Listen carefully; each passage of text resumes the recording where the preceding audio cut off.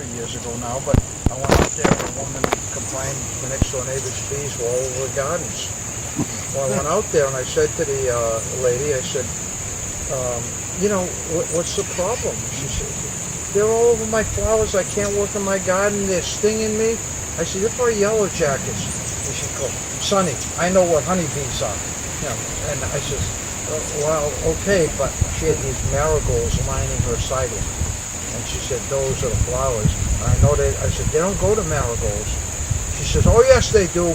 I said, well, I don't see a honeybee here. And she said, they're not here now, but they're here all other times. And so I said, oh, okay.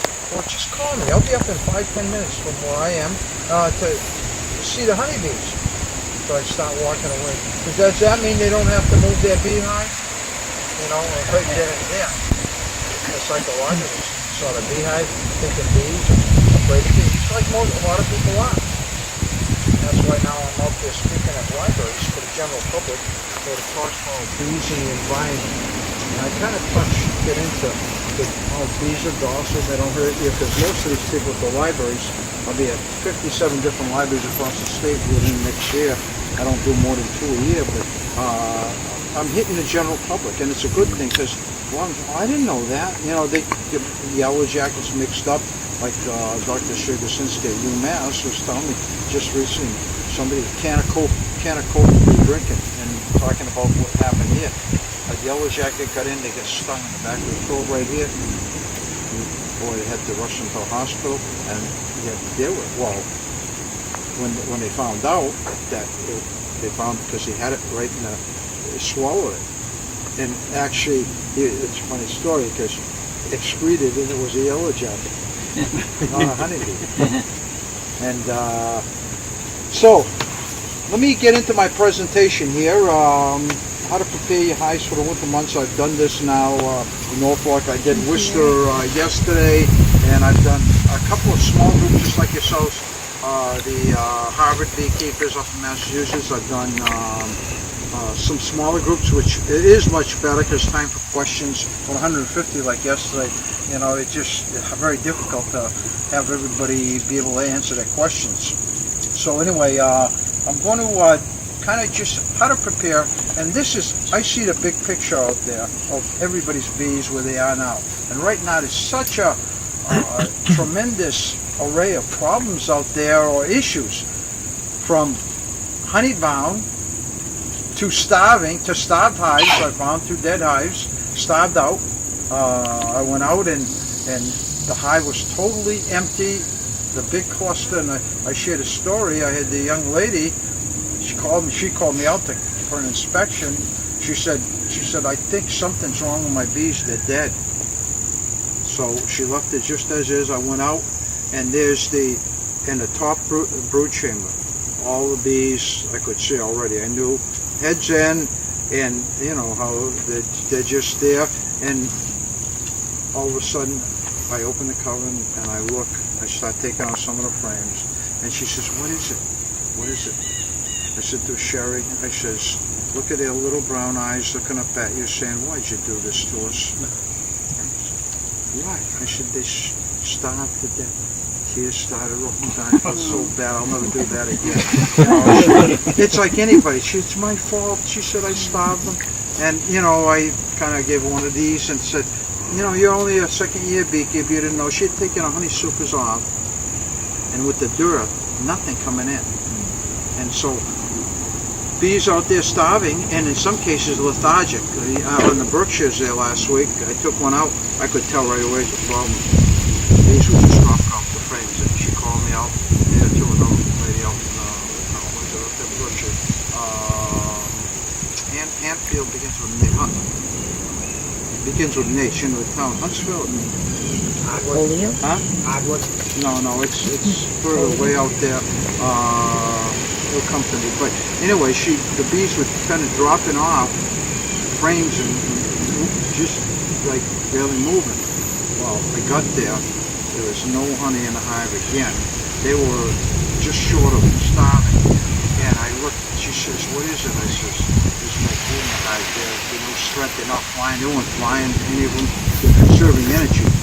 And So I said, go get some sugar syrup. Make up some warm water and stir some sugar in. Drizzle the sugar syrup in. That night about 7, she called me. She said, Ken, I could tell she was delighted. She says, they're back to life. She says, they're flying around now. I opened the cover and they started flying, and she says, it's like a miracle. So now she thinks I'm a miracle worker. But it was just close. Another couple of days, I know they would have probably been starting like the dead hive, or dead fine. So the array of issues right now, from honeybound to starving, depending if you had honey supers, because as you know, or many probably don't know if you're new beekeepers, sometimes the bees will put everything in the brood chambers and they don't go up in the honey supers. So your brood chambers are clogged, and others, they go up in the honey supers and it's all brood and not, no honey down below. So if you were one like Sherry was, she took her 2 supers off, there was nothing in the brood chamber, and with the dearth came on, it normally wouldn't have happened. But this is a strange year, from so much honey in the spring to nothing in this dearth period. That extreme, that quick, caused that problem. So going to round hives, it's interesting. I'm telling some people, you've got to spin out some frames, and other people I'm saying, you got to feed. I've never seen such and it's statewide, such a difference in conditions in the hives, and so let me get into the presentation. Now, what are some of the issues I'm seeing, and I think it's very important, even with my own hives. Obviously, this is the last chance you got to evaluate your queens. Look at what kind of queen, because if you got a poor queen now, I'll tell you what, January, February, you're going to have a worse queen. You got to look, is she laying well? Is there a nice brood pattern? Is there enough brood? Because at this time of year, you want about 7 frames of brood, 2/3 for brood, and the rest of the honey. You need at least 7 to get a good cluster going into the winter. About an 8-pound cluster is most bees. We weighed with the harvest study. We weighed bees at the end of December 5th last year. We shook all the bees and into big boxes. We got them. Some people from the club, and we asked for volunteers even help. Shook the bees in, then we shook them onto another hive, and as part of the experiment we're doing. And the weight, for the most part, 7 to 8 pounds is what a good winter cluster should have. Now, to achieve that, you need about the USDA study we did a number of years ago. We found you need about 7 good frames up here in the northern latitudes to get in September and October, because you have to understand, your hives look great now with numbers, because if you got all your bees that hatched early, they're not going to be around at the end of December, early January. They're done. They're going to be, we marked them, we knew. We marked blue in September, and October bees we marked in red. And then we looked in February on a warm day, see how many blue or red bees were in there. And the average we found, bees live about 4 to 4.5 months. Some of them we found just a very few at 5 months, but very few. So the September and October bees are crucial to build a strong cluster that's going to carry you to February when they start the brood run. That we know. So you got to look into your hives now to make sure you're not honey bound, and you got 7 frames, bottom and top brood chambers, of 2/3 to 3/4 for brood. I'm not saying little. I've gone into hives with the top chambers honey bound. The bottom's got 5 and 6 frames of pollen right now. That goldenrod pollen is just coming in like crazy, and it's clogged up. I got the same problem. I didn't know how to solve it. I put pollen traps on because I trap pollen. I'll show you how I use it after. So I trap pollen, and what happens is I found that 5 and 6 frames, and that you can't spin out. So in some cases, I've gone to hives and there's 2 patches this big. But you can't blame the queen. You know what I'm saying? That's not a bad queen. You got to open up the space and give it a room. That's how you evaluate a queen. A lot of people say, well, I haven't got much room. And I go out, I know what the problem is, why there's not much brood. It's all honey bound, pollen bound, and now they're stuck. they end up now looking good. December, I get calls. Ken, I think my bees left. I have only a little cluster, but I know what it is. They had no September and October bees, and you get a smaller cluster in December, and that's the problem. If you don't have a good sized cluster, guess what? Come January, it's even smaller, and those bees can't generate the heat, if they can even stay alive if it's a real cold winter. Last year was a great winter, warm winter, so even the smaller clusters survived. But with a cold like the previous year, we had a tough winter. There were water losses because part of it was people get so nervous about feeding their bees. I gotta get August, they're thinking about stuffing that brood chamber, and they're feeding their bees for the winter. Well, guess what they're doing? They're clogging out, and a lot of losses are just, they haven't had enough room to build a nice cluster. Okay, so keep an eye. When you go into hives, I think it's important to make sure you have 7 good frames, 2/3 full for brood. That's going to give you a nice cluster come December. You won't be sorry. I've got right now at the one of the farms with the cooler Kelly's, I got 390 frames of honey, solid honey. The way I handle it when I get honey bound, I just yank them out. Of course, I got plenty of built-out comb to replace. I got 500 frames, which I keep my old frames, like 500 that are empty, so I can just go and put in drawn-out comb. Because at this time of year, as the older beekeepers can tell you, they hate to draw wax and comb.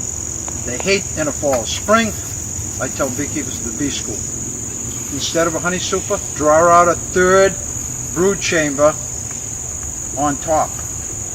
That way, swarm prevention, and if you get honey bound, you can just take your honey frames out, freeze them temporarily, put in the empty frames, and guess what? The end of October, early November, when brood's done, you take those frames out of the freezer 3 or 4 days on thaw and room temperature, put them instant food, and it's honey versus feeding them, socking them with sugar syrup, so it's much better that way. So those are some, as far as brood manipulation, you can do that. You can take the honey frame if you got built out. If you got foundation put in there, queen don't have room to lay, and they're not going to build it. I was showing them yesterday how I just, one of the hives that we were at, the mine, what happened is that I had to yank 6 honey bound frames out of there, and I put in built out comb. Beautiful, 6 beautiful frames going right across the middle yesterday in Worcester. That had all nice brood, and that's going to be a strong winter cluster. Okay, so that's one issue that you got to deal with. Evaluate the queen, but make sure if you're evaluating, is she good and laying a lot of brood, make sure she's got enough room. And with the pollen, you can't do anything. The pollen frames down there, you can't spin that out. What you can do is take a couple of those and freeze them too, and give them to them in later spring. Okay, so that's another option. You haven't put some built out, but foundation people are putting in, I'm going around, they don't want to build it out, and I understand it. I can't get them to build it out. How to get the best way I know is put it between 2 brood frames, but you got to be careful because in the summer months you can do that. Put foundation in between brood frames, they build it out much quicker because you got 1 brood frame and 1 here. They want the queen's dead, and you put it in there, they build it out quick. That's how you do it in the summer. But early spring when it's cold, and late fall when it's colder nights especially, you don't want to start separating brood and breaking up your brood nest. In the summer months when temperatures are high, you can do that. Okay, so that's one issue. Then the what I'm guessing right now, so people say, well, if I'm feeding, well, watch. All you want is a little crowns of honey. There's enough. As long as you got crowns above those 6, 7 frames of honey, there's enough food there. They're not going to starve on you. Now, if you see nothing in there, boy, you better force feed quick. And that's what some of the people out there. 2 to 1 sugar syrup, and give them food. Make sure they don't starve on you at this point. Work so hard to keep them, and so you want to feed them, but just monitor it. Monitor to see, obviously, that they've got crowns of honey above your brood, but make sure they're not filling it up, right up. If you keep giving it to them, they'll sock and they'll fill those frames right up. As the brood hatches, they just clog up. That's okay to the end of October. But right now, September and October, you need brood space. Another thing I look at is the mites. Obviously, it's an issue. I'm seeing it everywhere, from the point of parasitic mite syndrome to hive collapsing from mites. I've seen it. In some cases, horrible. Like they're beyond the point of on Friday. One there, the gentleman, you know, I went in there and right away I saw, you know, the chewed down pupa heads. I saw what we call melted brood or snot brood. I saw deformed wing virus. And he said, what do I need to do to save the hive? And the virus bees start leaving. And you could see already the neglected brood because the virus bees were leaving. It was already collapsing. I said to him, Josh, nothing you can do. He said, they'll die off. They're going to die off. I said, and at this point, just take the equipment, save it so wax moth don't get it, and start again next year. He only had the one hive. He had let it go, didn't treat, obviously didn't monitor his mite situation, and it was done. And probably 10 or 12 I found in various stages of collapse just in the last couple of weeks. So the mites are in there right now, pretty heavy. If you haven't done something to treat your mite situation, then you might want to do that. And of course, the alcohol wash is probably the most effective measuring tool. And interesting, Jim Lawson, state inspector in Rhode Island, who I mentored for a couple of years. He's the chief inspector down there now. At the field day this summer, I did presentations at the Rhode Island field day, and I did the alcohol wash. He did a powdered sugar roll. Interesting for everybody to see there. I did the alcohol wash. He did it same frame, same hive. He got 2 mites on the powdered sugar roll. I got 13 on 300 bees. We all make sure, got a measuring cup and half a cup of bees. Obviously, it would give a person a false sense of how many mites are there, because they're under the abdominal section. I don't know if you're aware. The mites, you'll see one here, there, or maybe if they're real heavy, walking across the brood cappings, but they get under those abdominal sections. And I really didn't know, and Jeff Pettis from Belts, when I worked with him on a USDA study, which we finished a year and a half ago now, but we took them, chilled them, we took the tweezers, you see those mites, they're nice, like little ticks. They're in there under those abdominal sections, sucking blood, nice and warm. As you roll the sugar, it coats the bees, and they clean each other, groom each other off, but those mites aren't coming out. They're like little ticks under there, sucking blood, nice and comfortable. And so what happens is, the sugar will, but you put them in alcohol, you know, and the best way to do it, and I'll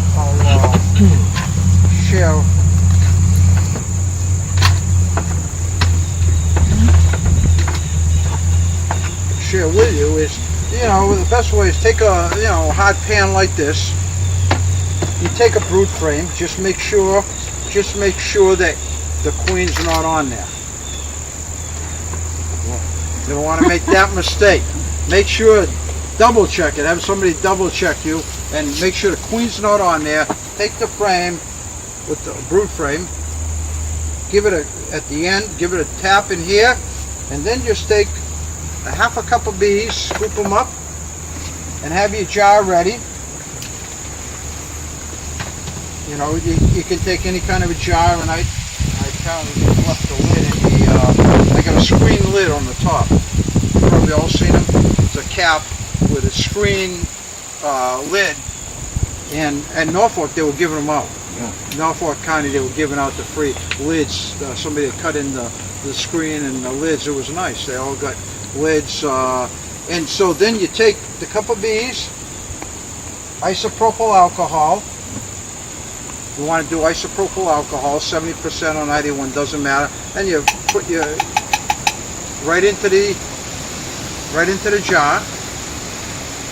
You got to shake it. Half a cup is 300 bees. You just get 100. You're not going to get an accurate reading. You might get a lesser reading and makes you think that you're safe. But you shake it for about 5 minutes. How much alcohol do you use? Well, you put the jar about 3/4 full. Oh, okay. And really 5 minutes. And I'll tell you why in a minute, why I'm saying 5 minutes. You go and then you write that screen there. Now you can take this here. The bees stay in here, all the alcohol and the mites. Because if the mites don't release with alcohol, they're going to either die there or they release at that point. With sugar, they don't have to. They're breathing their calm. With alcohol, they either come out or they die with the bees. That's the sad part is. But the bees would do it themselves to save the hive. You know, you all know bees will do whatever it is. A bee colony is for the good of all. They're not individuals saying, I'm not doing, he's not doing as much work. She's not doing as I should say. Shouldn't he's don't do any work in the beehives, you know.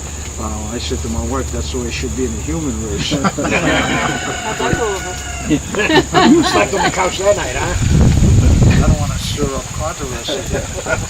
So anyway, dump them out, and you can actually count. You can count the number of mites on the bottom. It's an excellent way to do it. 5 or more, which Jeff used as the as the standard. 5 or more, you should treat. Okay, because that means your mite levels are getting to the point of damage. I did that one collapsing the other day, the hive that was collapsing. I did a mite count on there. 77 mites and 300 bees. 300 bees. Yeah. And I knew, what I was going to get. I didn't think that high, but I knew it was going to be high. And that's why they were devastated. Yesterday, on my own hives, I saved one that I kind of left treated so everybody could see. It starts off with uncapped pupa heads. What you're doing right now, you want to be monitoring your brood. Because if you haven't treated, maybe you don't have to. I don't know. You may have bees that are better grooming quality. The pure Russian bees, obviously, Tom Rinder down in Baton Rouge, don't treat the pure Russian queens. And so what you do is, that's already going to be a higher level though. You'll start to see uncapped pupa heads. Not larvae. Don't mistake the C-shaped, nice crystalline larva. These are bees, the larva's been capped over already. And what happens is the mites suck in blood. In the spring, they go a lot to drone brood. But not as very little drone brood. Guess where all the female mites are heading for? The worker brood. And they're getting in there, they get into the cells, and as the egg is in there, and then the bees put in the brood food, that white milky substance you see at the bottom of the cell, shiny, glistening, the little mite gets under that with 2 little tubules, just leaves them out there to breathe, so the bees don't go after it in there. They're very clever. They're under that white, and Jeff showed me again, took a suction thing and sucked that out, and you'll see the female mite waiting under there. Interesting to see that. They get these 2 little breathing tubules and breathe. As soon as they're capped over, she emerges and lays 4 to 5 fertile eggs, which produce the female mites. 1 unfertile produces the male mites, and the rest is history. You know what happens exponentially in that hive. It's just growing. So when you start to see the uncapped pupa head, 1 or 2, you say, well, that's not too bad. Well, guess what? If that 1 or 2 is dying, there's going to be 15 others, 100, 200, 700, 1,000. And like what I'm seeing now with it's just every 3rd one is uncapped pupa head. They're dying under their mites are sucking the blood from the larva, and they die before they even hatch. And that's what, once it gets real heavy, and they're puncturing all the viruses, the deformity virus, chronic paralysis virus, that starts the vector, and virus bees leave the hive, and that's why they're quick dwindling in the hive. You see in the fall, they quickly dwindle, and you see the spotted brood left behind because they couldn't remove it. The more and more, not enough worker bees doing the job. So you start to see that speckle pattern, and you'll see the chewed off. They chew off the head. It's interesting, like yesterday I was showing the people, I saved that one hive of mine. You see the chewed off head because it's big, they can't pull it out. They chew it off, and from the neck down, The rest they can just, you see them pulling the whole little mummy out, and it's light, so the head is the heaviest part, and that people, they pull it and they'll drop it off. So that's what but that's already telling you, if you haven't done, don't want to do the alcohol, you start seeing that, you better act. You can still reverse it at that point. At that point, when you start first seeing a few pupads, you can, reverse it if you do something for your mites. I can't get into recommending treatments, being the state bee inspector, and you have me down here as the bee inspector rather than Ken Warchol, the beekeeper, which is a tough line to draw. But you'll talk to your, people in your club, find out what the best is. I just say, just be aware. Temperature control don't work after September. Temperature dependent controls don't work. Cold mornings, cold nights. We did some work with the USD that showed that very clearly. So you have to figure out something that works, and like I said here, talk to the more experienced people what works now. And the other thing we found with the studies, if you treat it in August, knock your mites down because they were heavy, or in September, with all the brood rearing at the end here, guess what happens? By the end of October, early November, your counts are way up again. So now you have to hit them again. And that you'll have, if you do that, you'll get your mite counts before the winter, so you haven't got 3-4 mites sucking blood on each bee, causing them to weaken and infect the viruses. And, you find this little cluster in March, it's a virus, then nothing you can do at that point. They'll just slowly dwindle out. By the end of March, they're gone. So that's what you're seeing, is that kind of phenomena. That's all mite-related stuff. And so the mites are a crucial issue here in keeping the bees alive. A good queen, plenty of brood for a nice cluster, and the third big issue, and probably the biggest one, is the mites. In my mind is, I can see that's issue. There might be other things, that are weaken the immune system, but as far as what you got to do and what you have control over, these issues. So I'd get into your hives if you haven't and look at these things. Do your alcohol wash. Right now not much drone brood to pull to see if you see mites on there, but you have to take it and go from there. Another thing is uncapped. Ken was mentioned uncapped. Right now, how do you, when you treat, obviously you never want to have honey supers on, with the exception of the one mite one. But you don't have so what do you do right now? If you got supers, partially filled, and what do you do with them? You put them above your inner cover. I just did that with my hives. I put all my unfinished supers above the inner cover, and particularly if one hive was weaker and didn't have as much food, you can share those. Your own, whether you have disease or not. I never do this unless you know what a source is. But you can take one hive, like I had some with 2 of them, partial and partial. I gave them to the hives that didn't have much in the brood chambers, and they'll take it down quick. They got a lot in the brood chamber, they're going to leave it up there, not quick. But if you get the hives that are not much down below in the brood chamber, they're almost to the point of starving, boy, you want empty supers, put it on a hive that's little no honey, they'll go right up there and take it right down, because they're on the verge of starving or not much food in there. So that's a good way to get them rid of them, and then freeze them. Believe me, freeze them for 3 days, and then put them into heavy-duty garbage bags. So wax moth, because you get a super you take off, and even though it's been on the beehive, and put it right in, there might be eggs, larvae in there, and guess what? Next spring you open that up, especially getting the solar warmer, it's all webbed up, and particularly where brood has been hatched out, and makes a mess. So all that work for naught.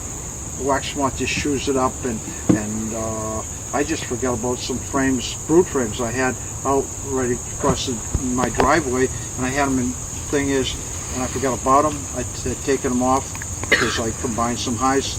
I'll tell you what, the webbing was already started and the wax moth worm were webbing through, you know, I just melted them down. But can you? Yeah, what about plastic foundation and honey supers? Will the wax moths get into that also? Oh, they'll chew all the wax off and drill right through all of it. Oh, absolutely, yeah. Yeah, I've seen it. I've seen it with. Yeah, it doesn't matter. They're looking to multiply just like for the winter, you know, like everything else. So they're drilling. They'll drill right through on one side and on the other side, and so anything with wax. So freeze it. And by the way, 30 won't kill it. You need to have it at 0 degrees. Because people used to put it like at 30, 31. It doesn't do it. They can sustain. So you got to put it at 0 degrees for 72 hours, and then right into garbage bags or bins. Otherwise, you're going to have wax moth damage. So that's the way to handle if you got excess. Now feeding. The end of October, what's going to happen is end of October, now that the brood's coming to an end, although last year we went late with brood because of the warm winter. Normally, second week in November, you're done. The brood's all hatched out. It might be a little bit, but pretty much all hatched out. And so what you do at that time, now is when, if you had to spin out those honey frames, now feed it back to them. And at that time, they're desperate. At that point, take in a jar, and for a half gallon of honey, about a quarter, it's some of that you spun out and save. Take about a half a cup, quarter cup, half a cup, hot water, stir it in, put that on there, they'll take that right down. Better than the sugar syrup. So you feed back now so that by the end of November, your brood chamber has where the brood was. Now you got all the honey in them, so as that cluster comes up, they'll sustain them till the end of January. And that way you got, you know, about 80 to 100 pounds. I can now, myself, don't try this, but I know right away if I get enough honey just by doing this in November. Hefting on each side, because sometimes one side is heavier than the other. They put it all more to one side, and they settle there. But just heft the hives, and I can tell the experienced beekeepers can do that. But as new beekeepers, you want to look through your top brood chamber. 8 good frames of honey. Now 3/4 full of honey where it was brewed before.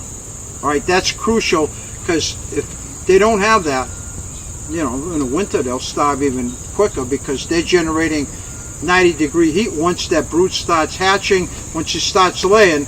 And I use a thermometer. I got two hives on with a thermometer in there, and I got these $2,500 scales with 5 sensors on them on 2 of the hives.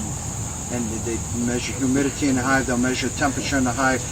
Down in Beltsville has these, it's NASA's studying climate change and the effect on nectar flow with the climate change. So he's using these, and I was monitoring for them the temperature, the scales, and he would take this computer, it's all computerized, the whole scale, and he'd take it off onto the computer, and then he graphed it, and they should have written down a website you can go to.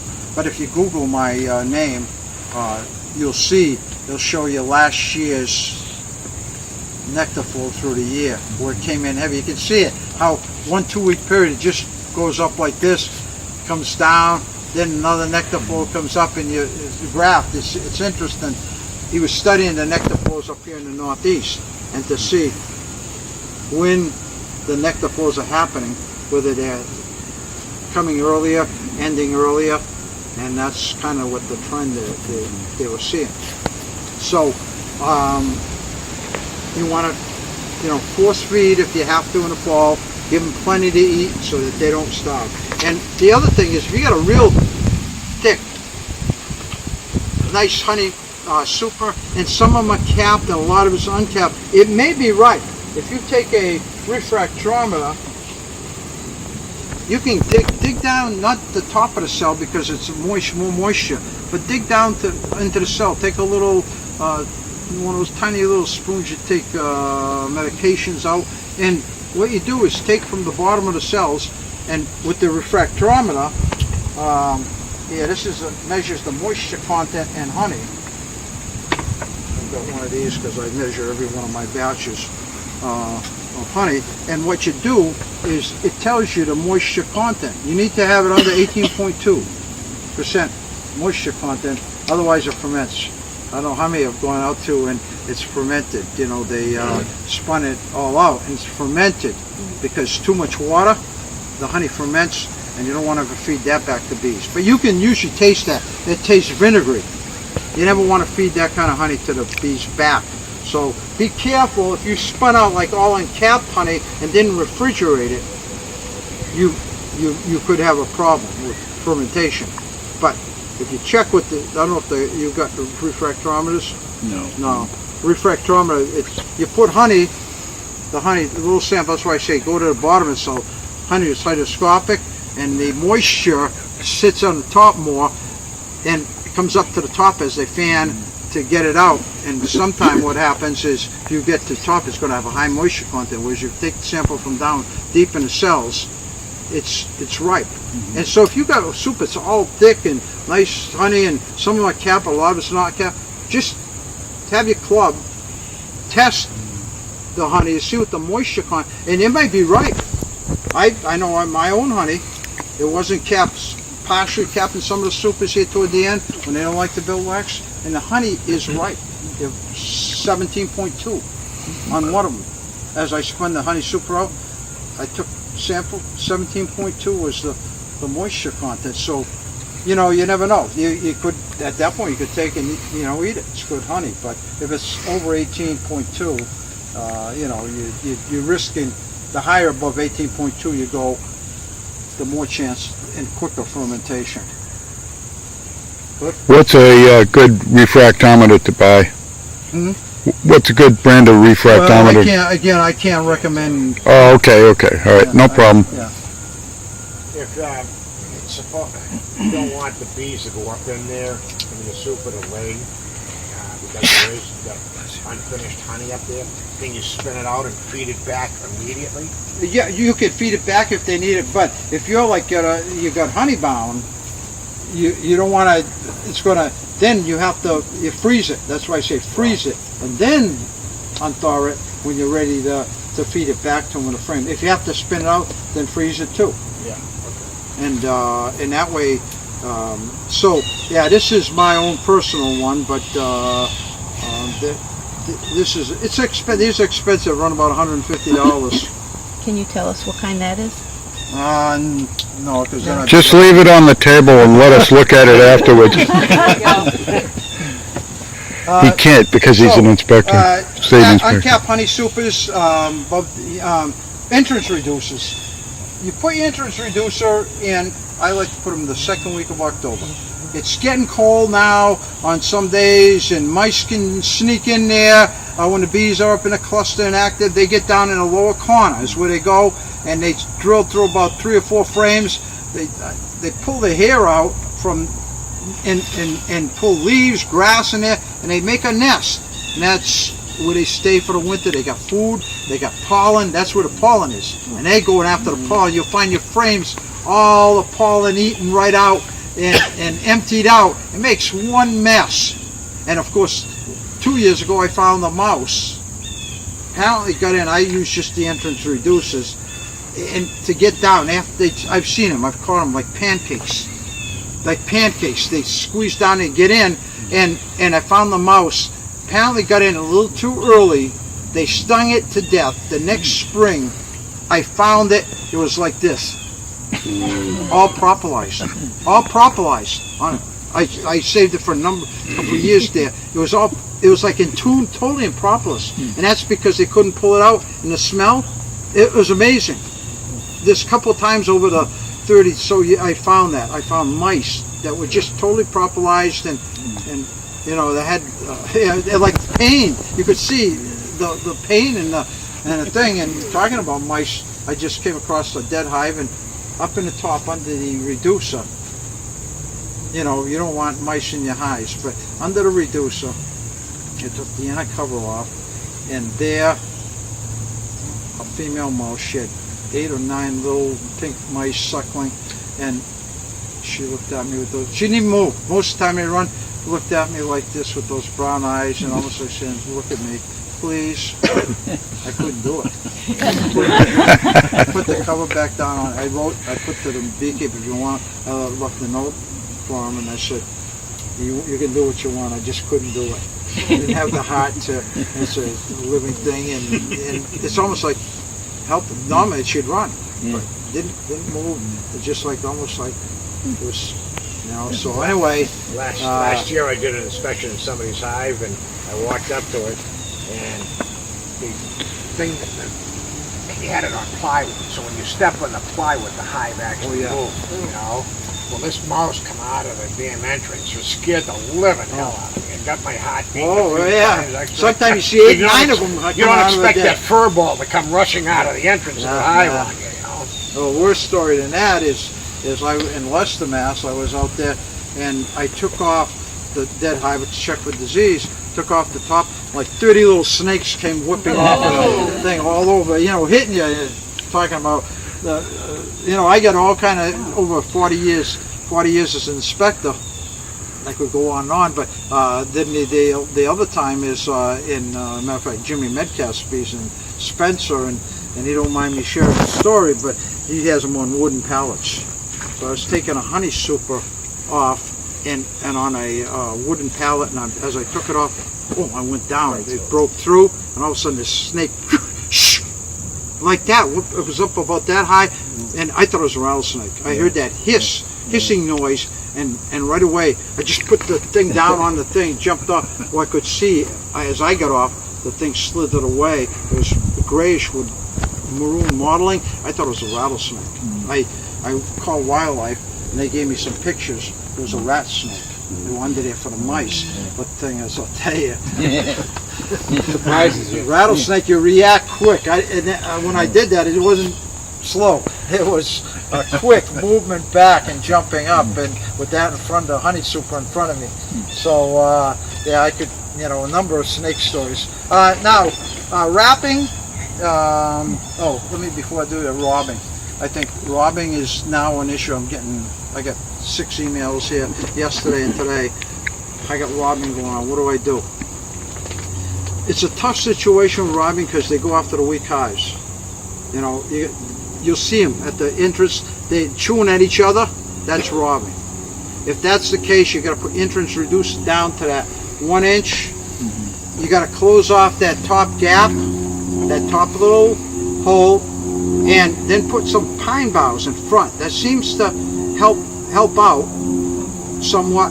And then somebody brought this idea, and I went up to see up in Auburn. As soon as they saw that, they started feeding the other hives, and that stopped the robbing.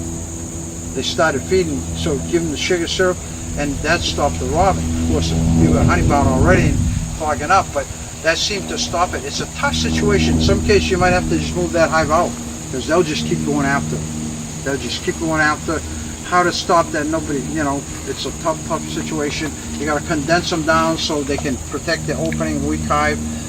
You leave that open, you leave this all open, and you know, something like this. I've tried Ken's board here, and I just like to see him have 3 more holes on there. I be honest, I had a machine guy punch 3 more holes, because when it's those warmer days, it's just totally clogged with the floor. Okay, we can put more in, and then yeah. I think you're going to find that's.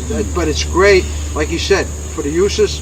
I can see what the benefit is of that board.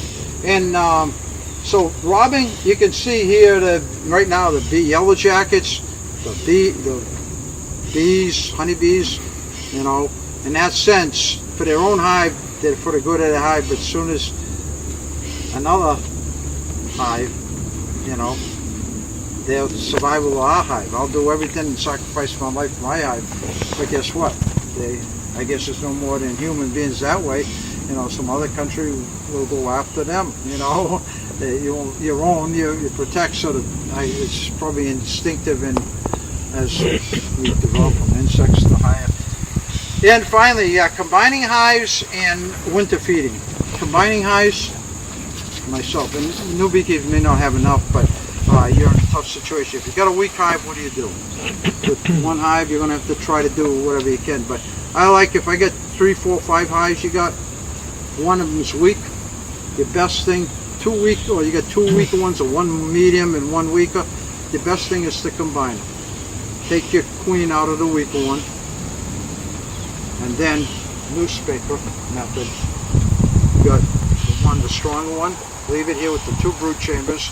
Condense your weaker one down to the 1 brood chamber. And in the evening, one evening, put a piece of newspaper on a stronger one. Just a single newspaper, all you need. And just take the weaker one box now with the inner cover, outer cover and all, put it right up above the newspaper, and they'll combine, and you got 1 stronger hive. And now you got the frames, because some people like got a weaker hive, their frames weren't all built out.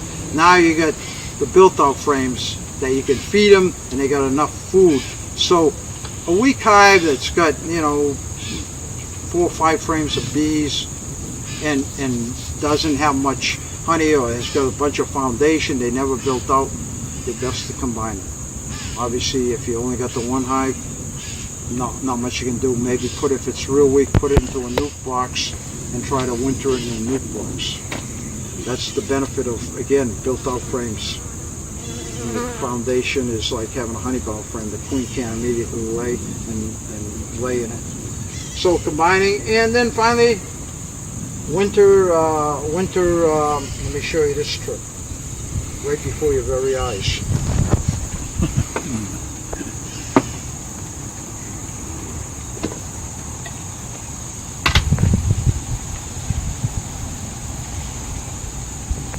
Pure granulated sugar.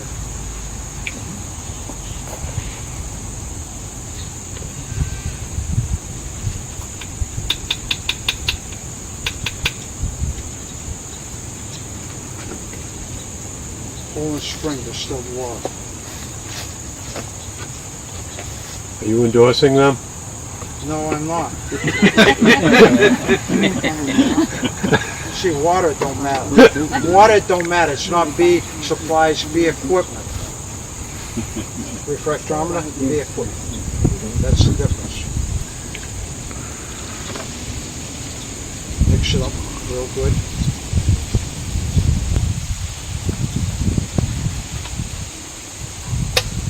Not too much water. You want to make a paste. You want to make a paste.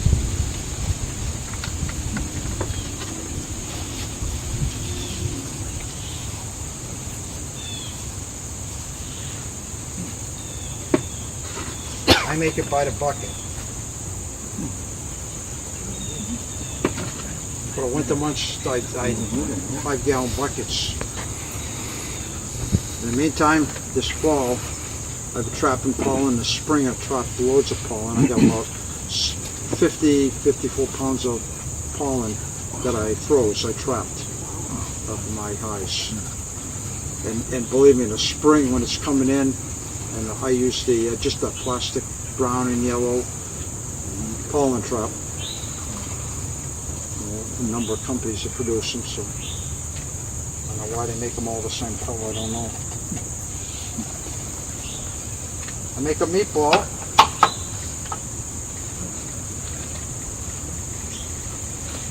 Put on wax paper. I didn't bring the wax paper. Let me put it on Ken's milk board here.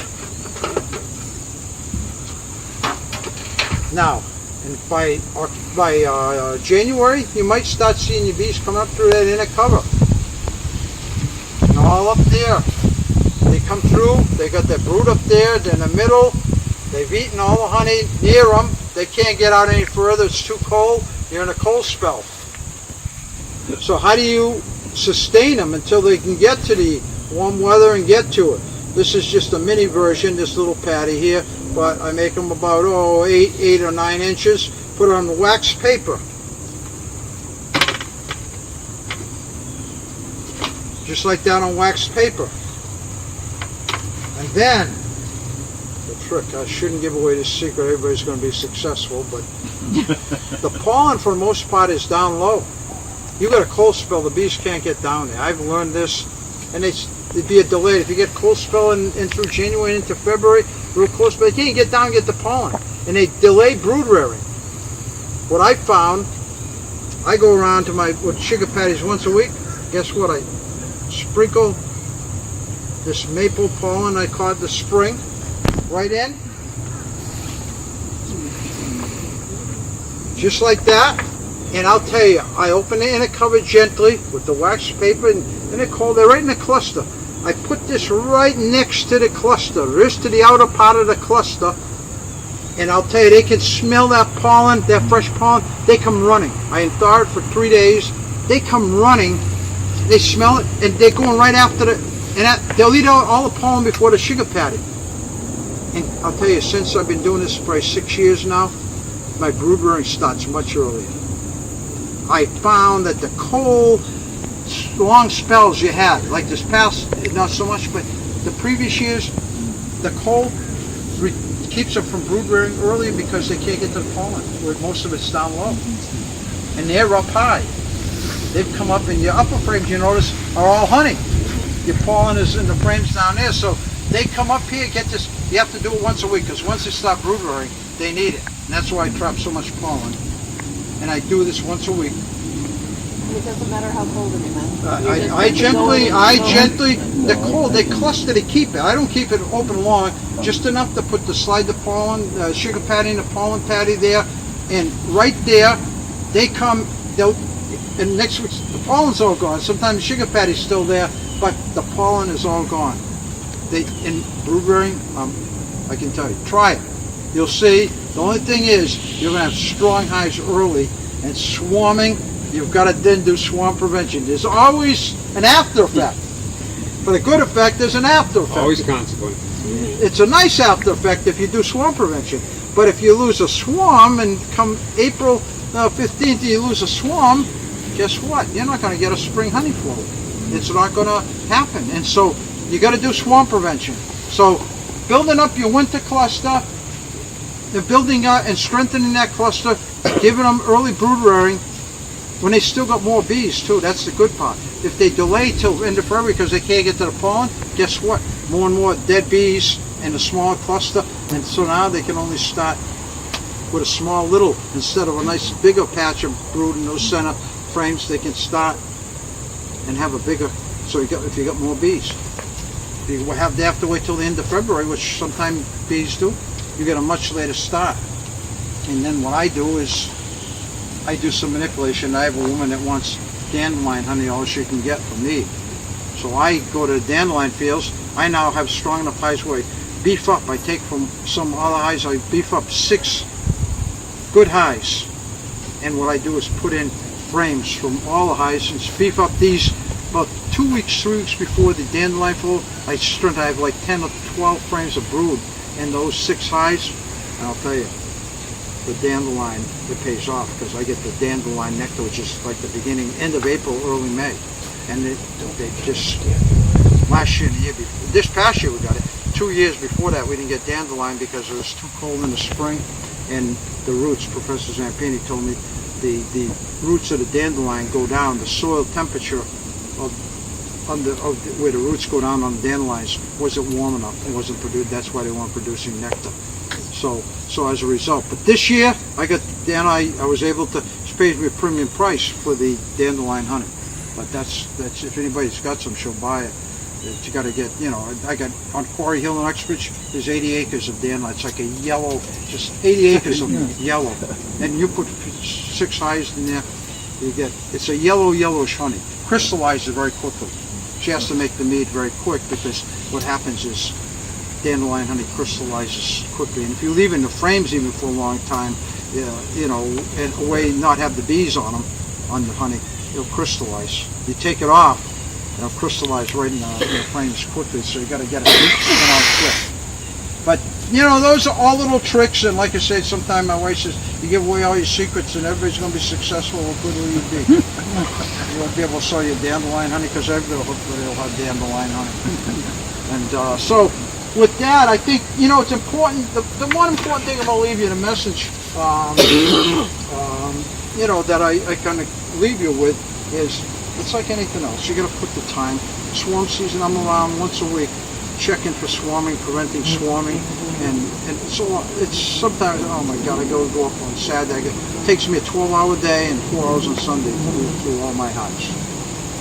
And yeah, and it's discouraging. In the years the honey flow isn't that good, guess what? I'm working for $3 an hour. This year the spring flow was a banner year, but the fall flow. But if you look like 1957, 1972, those were banner years where the spring flow and the fall flow were just outstanding. 1987 was one of those years, and both the spring and fall were fantastic, and those are the years you wait for. So I don't know how many more I got in my lifetime of those, but every 15 years, so probably 3 more. How many hives do you have? Huh? How many hives? I got do you have? 120. I got a lot of hives. Yes. You started to talk about wrapping. Yeah, wrapping. I don't do it, but I don't have anything against it as long as you don't wrap it too tight to so there's airflow through the hive, because you need airflow, not a screen bottom board. It's like a wind tunnel. We had some USD hives out there in Callahan State Park in Framingham on a big open field. The screen bottom boards on them, boy, I'll tell you that we found a cluster, all little clusters. The wind up through there broke up the cluster. These bees separated, and you had all these little clusters, and they froze. So be careful. Close up. I'd recommend after the middle of November. You don't get many more warm days, and even before that, end of October, close up your screen bottom boards, because you got a wind, a heavy wind with cold temperatures, and it's like a wind tunnel, and it affects the cluster. And same with brood rearing. It'll slow down your brood rearing. That's what we found that with the USD hives we had out there. It's more cold. And then the other thing about wrapping is some people wrap so tight, everything's tight, that condensation, what happens, easy way to do for condensation, and this is important, I should have mentioned this, you lift the inner cover. If you're seeing a lot of moisture on that inner cover, because you only got that little hole going down, facing down, so the air's coming in and the moisture in the air is going out. So if you find a lot of moisture, take popsicle sticks, put them right on the rim of the hive, the thin popsicles on the rim, lift it up, that little bit of space under the cover, it'll let that moisture, the air coming through and the moisture coming out. Yeah, and that way, because condensation is worse than the cold. Bees can sustain cold very well, but they can't. That moisture is dripping down and freezes on them at night. That's the most dangerous thing. So, yeah, nothing against it. You're better off if you got a wind coming toward your hives, put a barrier, a fence in front. Hay bale, with hay bales. Hay bales or whatever to break the wind. That's the more damaging of the two. Yeah, Cliff?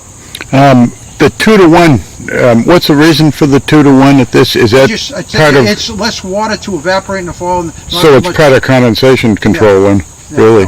It's the moisture, less moisture to have to get out of there. What about putting styrofoam blocks on top? Yeah, that's another way. There are a number of ways to soak up the homosil, is it? Well, it's foundation insulation, styrofoam. Yeah, put it yeah. on top of your outer cover. Yeah. With a block. To keep that condensation down. Right. Yeah, you can do that too. The styrofoam there, and keeps the cold and the warm from meeting, and probably not as much condensation. Homosote's good.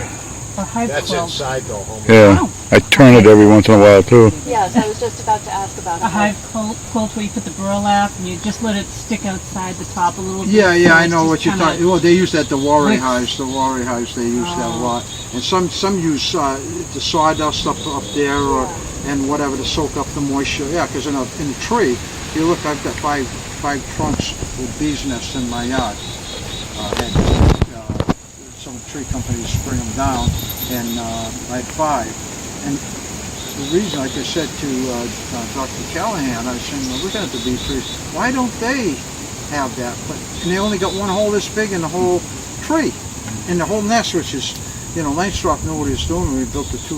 He measured a lot of wild bee nests, because that they never build a nest 3-story, 3 chambers. It's all 2 is the kind of the extent of it. So Langstroth had done a lot of observation, but in trees, there's always that punk wood up there. So as the moisture goes up, that's absorbed by all that punky wood up there, and that's why they survive. Because I looked at these bee trees, all up above where the nest is all punky type of wood.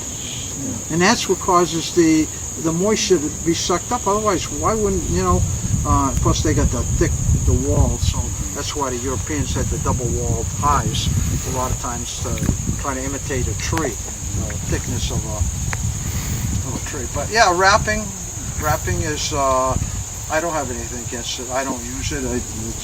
To me, it's duplication that I don't have to do, and I have good success. The things I'm mentioning here are the keys. People sometimes look at the little stuff and they're missing out, like honey bound and stuff in there, hive full of honey in August and September, and then finding out that's much worse for, they haven't got enough brood, enough bees for the winter cluster, and they're worried about wrapping when it's going to be, so, but nothing against it, keep it warm. If you got all those others thing covered, put it on. Test one hive with and without. My dad did that for years. He found no difference. If you're in a real windy area, the barriers definitely a help. And that. But I'll leave you with this one story. It's 5 years now. I share this as I go around speaking to libraries, ending with this. Some of you are going to be beekeepers for life. Others are going to be beekeepers for 2 years and out of it. Others are going to be beekeepers for 10 years and then gradually phase out of it. But those lifetime beekeepers, Stash Berkovich in Blackstone, knew my dad, 93, 94 years old, I guess he was. His wife and his daughter called me, said, Ken, Stash got to go to a nursing home. Can you come down and talk to him? He won't go without his bees. Went down and talked to Stash. He's keeping bees from a little boy like myself. So I went down and talked to Stash.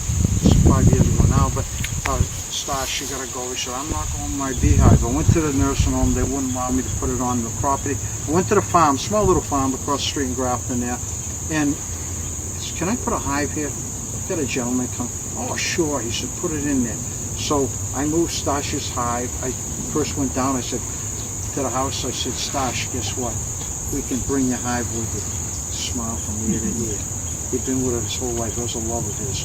And so what happened is we brought it over, and I said, I'll take you over to work with your hive. And for a year and a half, every week, I'd go in a wheelchair through the field there, and when I come down the hallway in the nursing home to get him, that smile, I could still to this day, Stash, big smile, seeing me come down the hallway, knowing he's going to this beehive. He'd be bouncing around, but it didn't matter. And he'd go, we'd want to get out, lift the supers up. I said, no, Stash, here's this frame, I want you to find the queen. I already saw her on there, so I said it wasn't that good.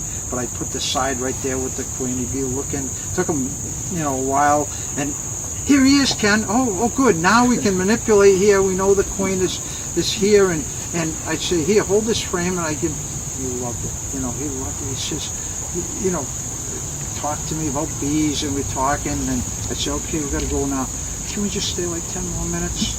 We just loved it. And so for a year and a half we did that, and the last time, which was about a year and a half, he said, Ken, I don't have much longer, but he says, you're the only person that would understand. You've been keeping bees from a little boy like me, and you love them. You know that. I love honeybees. And he said to me, he says, I want you to take my hive, please keep it alive. And he says, have all my equipment. And he says, keep it. 2 days later, he passed away, left me a beautiful letter in Polish. I'm fluent in Polish. That beautiful letter saying, I know you went out of your way for a year and a half here. I really appreciate it. And I said, I know you're the only one who understands what beekeeping meant to me. And so I brought it to my South Grafton site. It's still there. There's a big red S. The beekeepers come around, work my hives with me, and new beekeepers come out and get experience. See the big S? Everyone, what's that big S for? Big red S. I said, that's Stash Berkovich. I said, Stash, your hive is still alive. Thanks for helping me keep it alive. And our whole lifetime of beekeeping to his dying day. And like I said, that'll be me. I know I'll never give up beekeeping. I've been there 60-some years, and it's a part of my life. I love nothing better than on a Sunday to go out with my bees by myself out in the middle of nowhere and looking through. You're so focused on the bees, you forget about your problems, your stresses, and everything else. You're just there because you want to crush them. You want to gently see all the activity, the waggle dances. You see the nurse bees feeding the bees. You see them touching the field bees and house bees, passing the honey between each other. You go in there and see all these little activities. Just Friday, I happened to see two queens battling, hatched out. A gentleman called me a fireman. Is a fireman. He went out there and said, "You're going to see a rare sight here. Two queens battling to the death." We watched them for about 5 minutes. They're going and trying to get the stingers. It was the neatest thing to see. Two queens battling. But those kind of experiences are just heartwarming. And to see how they all work together to good of the colony, not for themselves, but for the good of all the colony. It's if we could only learn from them, I think it would be a better world. So with that, thank you, and I'll answer any questions. If I'm ever to see me posted at any of the libraries around, you can come out, and a little different focus on it, bees and the environment. So questions? And I really don't know what it means to be honey-bound. Honeybound means all your top brood chambers all packed with honey. There's no space for a queen to lay eggs or put brood in. Pollen-bound means your frames are all packed, the full frame is all honey. So I was talking about 6 frames of pollen. I'll tell you, down below right now there's loads of pollen. So you got 5-6 frames down there. That means there's only a few frames open for brood, if that. And if the top is all honey-bound, there's no room for her to lay in. Honey-bound and pollen-bound means no open space for the queen. And what I was talking about you need 7 frames of brood to have a good winter cluster. That's what I mean. You have to open up, spin out some honey, because you can't take the pollen out. Or if not, you take and freeze the pollen frames and put them back later and temporarily give them, but you need built-out comb. You can't put in foundation. And why do you have to only freeze the honey frames for 3 days? Why do you have to what? Why do you only freeze the honey frames for 3 days? Kill the wax moth. Could you leave the frames in the freezer for longer than 3 days? For what? Just because Kill wax you don't moth. want to take them out and put them in the plastic bags. You're talking about wax moth or the honey frames? Well, before you said that you put the honey frames in the freezer. Yeah, in the for 3 days, freezer. and Yeah, you put them in the freezer plastic so bag. they don't crystallize.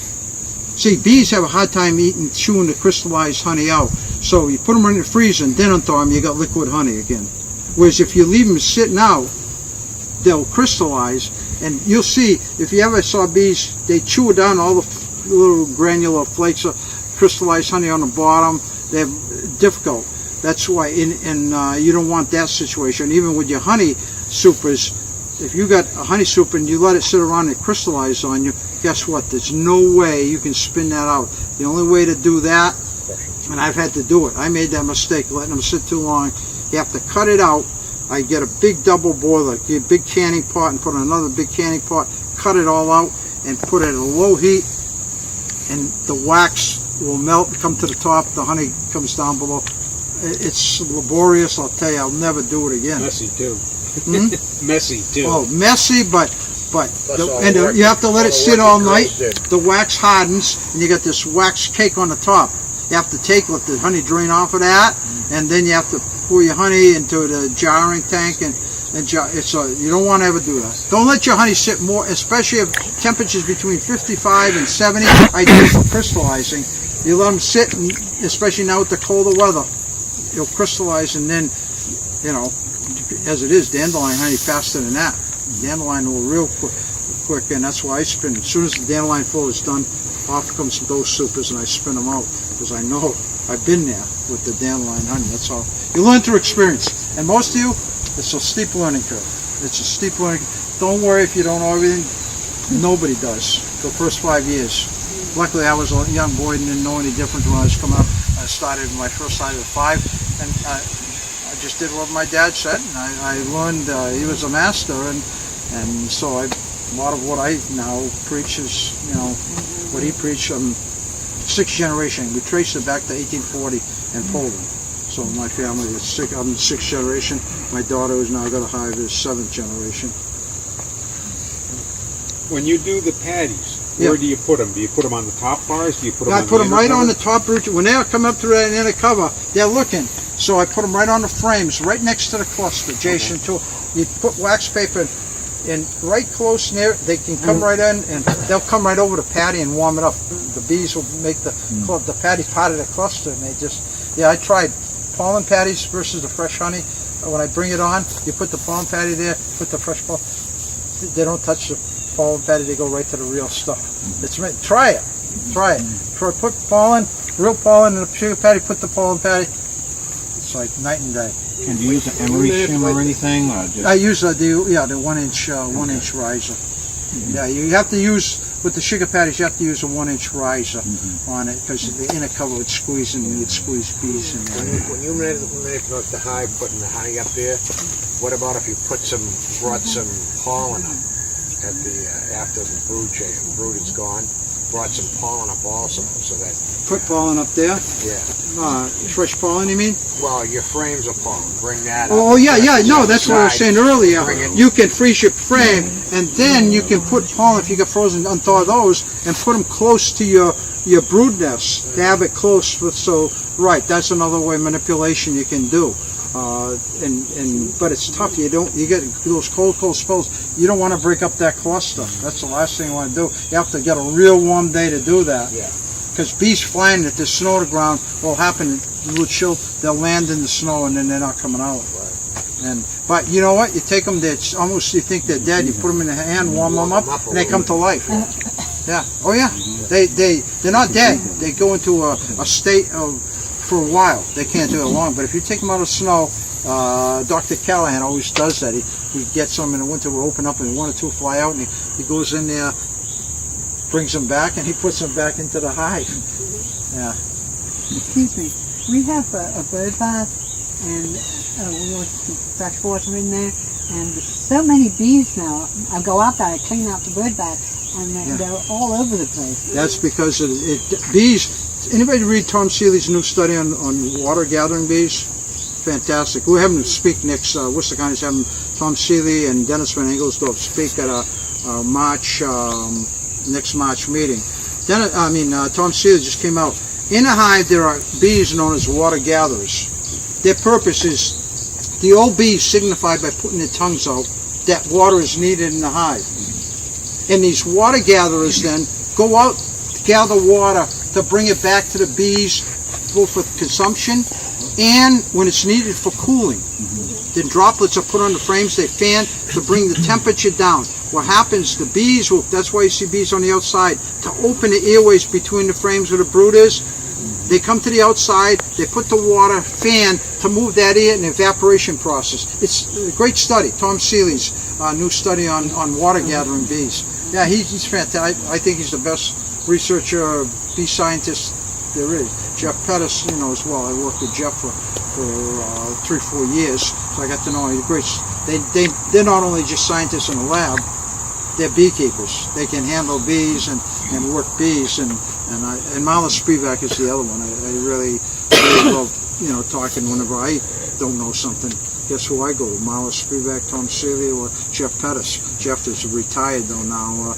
Going to be out of the country for a number of years on research. But so, other question? Any other? We got a small group. It's good to. So if I've been feeding my bees sugar water now, and they're storing it away. So if the weather gets cold, what's going to keep that from freezing and just making? What the sugar syrup? Yeah, you're feeding it in a jar up above. As a top feeder. No, see that's why top feeders. I'll tell you right now. The top feeders are no good with the summer weather. Once the spring weather gets warmer, and it's until about September, the cold nights, cold mornings, you want to change over to the glass jar up above. They come up through the hole, they warm that syrup that's chilled, they warm it at the base so the bees taking it can consume it. I think it's 70 degrees they bring it to. That's why you see the bees clustered around like all the jar. They're warming up that syrup so that they can consume it. Yeah, go to, you'll see they take it much more readily in the jar than they go to top feeds with cold weather. Cold mornings, cold nights. But right now they're pulling the sugar water down and storing it in the comb. Yeah, yes. And so you got too much, you're feeding too much right now. if they're storing it, that's what I was talking about. You just want, once you see them starting to store it, cut off the feeding. You don't want, when you want to start to force feed them is in October. As long as they got enough honey in the hive there, that little crown of... Yeah, but like the reason I started feeding is because there was no honey. It was basically dry. There was a lot of honey then in the as soon as they beginning got of a the bunch, season. then stop feeding. As long as they got that in there, they're gonna be okay. And if you keep feeding, they're going to keep storing, because that's Yeah, that's what I thought the point was, so they could build stores to get them through the winter. But that's later. That's what I'm talking about. See, instead of now, you don't want them to store it now. As long as they got enough to carry over, feed the young larvae, feed themselves to fly, be able to fly, you're worried about them storing up enough come the end of October. At that time, you start force feeding them and let them fill up the whole frames at that point. But again, it's still my same question. They store that sugar water, Yeah. then it freezes. It must expand and blow out the cells. What? They don't freeze inside the hive? Right. No, you never see the honey. It'll get cold on the outside perimeter, those frames on the outside, but you never see that. It won't It's always freeze warm. inside? No. I've been doing my life, never seen in a hive, unless the hive dies out, then it freeze. Like if you put them in a freezer, frames of honey, they'll just be real high. Never get solid, but Alright. they never blow out the... Well, honey won't freeze. It won't blow out anyway. When water freezes, if Yeah. it has, I'm a plumber, so I know these Yeah. things. Water has to be totally sealed off in order to blow out. Yeah. And if it's not capped, Yeah. it can't blow out because it's got an open area for the Yeah. water to expand to. But even capped honey, it won't blow out. It never gets to a solid state, but it'll be almost semi-frozen, and that's why you need to thaw it. It takes 4 days to get it to room temperature. A frame you had in the freezer takes 4 days. I've tested finally where it's totally unthawed at room temperature. You don't want to ever put a frozen frame into a hive. That's a no-no. Well, even capped sugar water is going to be the same 17 to 16% water, right? So that, I mean, Yeah. in other words, also another thing, the freezing temperature there is a lot lower. Yeah, back then. I have a hive that's overrun with small hive beetles. Can you speak about that for a minute? Yeah, small hive beetle. See, in Worcester County, we don't face a problem. And I don't see, this year, I didn't see much hive beetle. Down on Cape Cod, are you down on the sandy, No. you got a lot of sandy soil? No, this is in Weymouth. We've just noticed it recently that it started to come up. They Yeah. haven't been Did you use the hive beetle traps with the, I have the beetle blasters in it, yeah, and I did guard star. I guard starred around it. okay. But, And did you, I'm now probably gonna lose the hive. have you seen their little larvae, that cream colored larvae in the pollen areas? No, they're keeping the larva out, but every time I open it, it's just all hive beetles all the time, and the hive beetles now are attacking the larva. So that's the reason I think she's. They're it's not good. The gonna hive make beetles are going after the larva? it. Yeah, You see 'em? you can tell it almost looks like Yeah. you know. Yeah, see, It's- the it's commercial just guys sad. get fumigators. They fumigate for the hive beetle, but with a small beekeeper, it's a tough situation. The only other thing you can use, and there's a treatment. If you go to the catalogs, there's treatment there that you put into the hive, but you can't have Checkmate. honey supers. You gotta. That's the only other thing that will kill them. But that's a heavy duty stuff, real heavy duty stuff that you're putting into the hive, and it will kill the hive beetle though. Because the gentleman that I had, he was down on the Cape, had it and used that particular and did wipe some out. But, then it's in your hive. A lot of people, that same substance is Dr. Brent Viner at UMass did a talk for us a number of years ago. He said in Ghana they use that as a pesticide actually, and then the people that are using it, they're damaged. So I know a lot of people are resistant to using that because of that reason. So that's the only known thing. I know that you'd have to go to that. Thank you. Unless anybody else got any idea on hive beetle, the traps are usually for milder cases, but when and I can't see, there must be pupating somewhere there. And I Well, can't see, if you haven't gotten I in, took these hives over. They were pretty much feral for most of the summer. So I got a call, so I took them over, and they were down in like an overgrown area, completely shaded. So I moved them back. Now they're in a sunny place. I put them up, and they also had ants. So I put ant. I did the ant guards.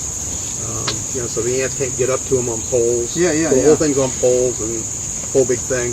But I've never seen anything like this. And Screen bottom boards? Or? He had solid bottom boards, and I've swapped those out with screens now. But yeah, I don't think that's a factor. It's just I've never seen anything like If this. you're not so I seeing the wanted to get larva in the hives, that's interesting because when they're that heavy, usually those little cream color larvae are in the pollen. They drill right into the pollen before they go down to pupate. And if you're not seeing that, they have to be coming from somewhere around there, the adults, because normally they die out unless it's through the larva that you'd see in there. They'd multiply and they drill. It's awful. They take and they drill in through the pollen, defecate in there. They drill in through the honey. They go right through the honey and they defecate. It's a putrid smell. I don't like. You can smell a hive that's had hive beetle. Some dead hives. We had one for sale on eBay, and somebody was trying to sell it, and they asked me to check it out. And the smell! I told them right away they had hive beetle in this hive because I can tell just by the smell in there, the pollen and stuff. It smelled that putrid. Defecating smell. What about the pollen? Yeah. What about using diatomaceous earth underneath the soil underneath the hive? That's why I was asking if Yeah. the screen bottom board to put diatomaceous earth. Yeah, you could And do then- that. That's another thing. The other, I did Guard Star, which is permethrin. Yeah. oh, The okay. drench. So I did Yeah, I did a 5-gallon bucket, Yeah. and basically All around all the way them. around. So even if they do pupate, as soon as they hit the ground to go to pupate, Right. then they're gone. Right. And there's no sign of, and it's the funny thing, the bees are doing a good fight because there's no sliming on any. There is honey in there. Yeah. There's no sliming on any of that. There's no sign. There is a smell, but I think that's the dead larva. Yeah. Because now you can see it almost looks like. Well, of course, you can see the hive Has to be beetles real- actually it has in with to the be- larva. It has to be real heavy to be It's getting awful. into the hive. So I don't know It's where really to awful. why don't you put in for request to have me come down and inspect the hive and put in request with Kim. Give her a call and I come down, check in. We can do some sampling and Yeah, it's pretty bad. yeah. What about that boric acid in the fiberboard, which is political science stuff? That thing that the fat bee man. Yeah, I never tried, so I don't usually like to speak to if I haven't tried it. But have you known anybody that's tried it? The fat bee man. I didn't want to do it myself because I haven't had a bad problem with hive beetles, but so I didn't want to be putting boric acid. But it basically puts boric acid. He takes Crisco and seals one edge, and then he gets the boric acid in the slots of the political sign. You cut pieces of them, and use Clinton ones. I'll look it up. No, just kidding, folks. And then the Crisco, I guess, helps keep the bees. Go to the Fat Bee Man's YouTube channel, and it might be worth a try because it's such an excessive situation. Thank you. It's a poison that'll kill them, and it's inside the hive, and he seems to think that you can do it without the bees getting killed. Well, at this point, I think this hive is gone. I mean, So it might be worth. That'd be a good. I just want to. It's a learning opportunity, right? Yeah, so you could. That it wouldn't be. You could try that one without losing anything. Then. Yeah, put in a request. I'd like to see that. It is with my eyes because I haven't seen too much with hive bee. Even the Cape, I haven't heard that kind of. Usually, pretty there's the brutal. little worms and the pollen. So I'd like to, just take a look. I haven't seen many this year. One of the things we do is, I know there's two schools of thought about the screen bottom board and the tray, but our philosophy is we leave the tray in all year long, and we monitor them pretty regularly because we have students here, and we're always teaching them. And the small hive beetle larvae will fall through the screen and onto the bottom tray. And once they get caught there, that kind of cuts their life cycle. They're not getting into the ground and reproducing, but it also raises a red flag, and we go and do a hive inspection. And a lot of times, it's happened this year, just recently, We've noticed it. We went in there. We pulled the 2 or 3 frames that did have the larvae in it and the hive beetles, froze it, and then we condensed down the hive. You don't want empty frames that can't be defended by the bees. If you've got built-out comb in there and the hive starts to regress at this time sometimes, or a queen problem or whatever, get those frames out, because it's like having a fort with only not enough soldiers to defend. And that'll eliminate that area for the hive beetle. That's our strategy. Weak hive, you never see it in strong hives. Never see hive. It's always in the weaker hives where they're, like it says, regressing, and they go to those side frames where the pollen is located and drilled through. So, yeah, I haven't seen much. The Cape I have a couple of cases, but in Central Mass we don't have a problem. You have them coming up with the nukes with packages, but very quickly they just don't multiply, and we don't have the problem. Yes. We did, well, how many nukes did we do yesterday? 40? Yeah, maybe. Yeah. And only 2 of them had the hive beetle problem. Yeah. And then you put one where you actually put the beetle traps in. So yesterday we did almost all of them. We just saw adult hive beetles. We didn't see any larvae yet, and we moved it. I've seen very little statewide. I've been across from the Berkshires to the Cape to, all over the state, and I haven't seen that as a problem. But I've been recently, I've seen it going around checking other people's hives. Yeah. I've seen it all year long until just within the last couple of weeks I've seen it go. I've seen a few of them too, but they hide under the hive beetle. Like the hive beetle trap, they'll go right under the side of the hive beetle trap. So if it's not pushed down, so the ears of the hive beetle trap aren't resting solidly on they'll hide right under there, and then you pull the hive beetle. Reusable ones, and those sit flat. Then that's another thing too. Maybe use the reusable ones. Spend the extra money for them too. That might be a good way to go. There's a company that advertises in essence, a hanging trap, kind of like, I guess, wasp traps, called Pigeon Mountain. And they say that if you mix up their concoction, it will draw in the adult hive beetles. Has anyone had any experience with it? I guess not. No, but that's a good one. That's another one, good one to try maybe. I'm highly tempted to give it a try, and I think maybe I'll get in touch with them and tell them we've got this little group and we'd like to try it.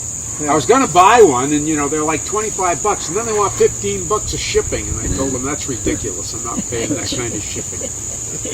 No, that's what's good Yes, about. I am a cheap bastard. I'm the first to admit. That's what's good about groups like this. You brainstorm, you come up with different ideas. It's just like yesterday, somebody brought up an idea rather than spinning out no brood space, honey bound, pollen bound. I just took my honey super and I put it just below the top deep honey bound, and I got loads of brood. And that the way I got enough brood, so a great idea, They spun out the honey and they had a medium. Why not use our broods? They thought, and they did, and then that way it kept I said I didn't want to have to spin out my honey and from the deep end. I didn't want to have to take the pollen out and freeze it, so I just put in a medium, and it gave me the brood space I needed. Good point.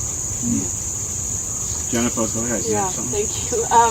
I have one hive that seems real strong, and one that every time we open up the top cover, we have some earwigs, and I think we've dealt with the ant problem, but the little penny pinchers, and they don't seem to. They don't bother to be. They cohabitate with bees. Bees have no problem with it. Okay. They'll be up there on the inner cover, but the bees have no problem with them like with ants. So you don't have to worry about. I check with Bell, so they cohabitate. They don't do any damage to the beehive. They stay there for the heat. Once you especially in the fall, they start to increase because they want the heat there to survival. So earwigs aren't a problem. Okay. Usually that's for moisture. We have been having a hard time with dealing with the moisture in the hives, and even though we use the Homosote, it doesn't. Try the popsicle sticks. We have that. You have it, and you're still getting moisture on the inner cover, huh? Yeah, a little bit of mildew in the early spring. And we have a ton of bumblebees. Are they considered robber? Will they? The bumblebees will try to get in, but they're not as bad. It's not like the yellow jackets. Yellow jackets are really. I went into a hive inspecting it, and there was maybe 300 yellow jackets. It was a week or 300 yellow jackets, and they'll ravage because they're carnivorous. They'll go after the brood even and ravage all your brood and everything. Yellow jackets are the dangerous ones. The other well, nothing is going to be to that extent. The yellow I got jackets. hornets. Huh? I got those big giant black hornets. You're talking about the Asian? Yeah. They got to be white. 3/4 of an inch, maybe. Not the white face hornets you're talking about? Yeah. White face hornet? See, I don't see them too. They're around a little bit, but I never see them ravaging loads of them around. I see sometimes 1 or 2 here. Yellow jackets, they're just in by the 300. It had to be 300 in the hive. I went in there. I told them at that point that night, take the hive out because there's a nest somewhere. The yellow jackets would just ravage the hive, chew up all the brood larvae, and yellow jackets are the good one. Yes. Speaking of bugs and things, I had a black beetle that had red lines on its back that was hanging around my beehive. Didn't seem to be doing anything. So there were just 2 of them. You see a lot of different little beetles or insects in there. 1 or 2. It's when, like, hive beetle multiplies. This was outside, and it looked like they were going after the dead bees. Yeah. They'll go a lot of you. You'll see loads of different types of insects going after the dead out there in the front. Yeah, very few are harmless. The hive beetle, the only one in yellow jackets in the fall with the robin. They're all looking to get a lot of sugars, and so they're doing the survival. With them, only the queen, you probably all know, only the queen survives, burrows in, the rest of them all die. And then the queen's just like with bumblebees. The bumblebee queen, I got a bumblebee nest under my cement steps. There's a little cavern, and I watch them all season going in and out. And then in the winter time, there's not going to be, next spring there won't be. The queen's burrowed down, and she emerges, and the spring starts a new nest. They'll die out, and then I'm going to block it up. I didn't want to kill them. They're beneficial insects, so I just close up, because people coming in all of a sudden coming to the house, the big, huge things. And sometimes it was that loud roaring, so it's funny. We have guests coming, and they get all panicky, even though I got 7 hives in the backyard and 1,000. They come out to watch those, but they see the bumblebee and they panic. It's because a bumblebee looks like a school bus. Well, it's like a fighter jet compared to a B-52. I've never been stung by one. Sort of keep the hive, the small beetle hives. Well, they did. I'm sure they could come around to the outside, but it's a good thing. What do you say? Putting something down in front to keep the grass from going. The ants are climbing up on the grass and into your hive. So put something flat, a top of plastic, and that way you see what's happening out in front too. If you especially have solid bottom boards, you see out in the front what's going on in my hive. Now people are starting to see the drone pupa. They're pulling them out, already getting rid of them. People are calling me. I went to a few. It's drones that they're just cleaning out of the hive. So, yeah, I tell beekeepers, if you're a type A personality and want to get things perfect and want them to stay perfect, it's not going to happen. I said, you're going to have one problem, another problem arises, another problem. You got 120 hives, you're going to be going nuts because you got 16 problems at once trying to solve them, but that's the fun part of it, challenging and makes me on my toes. So with that, thank you very much. One more thing I'd like to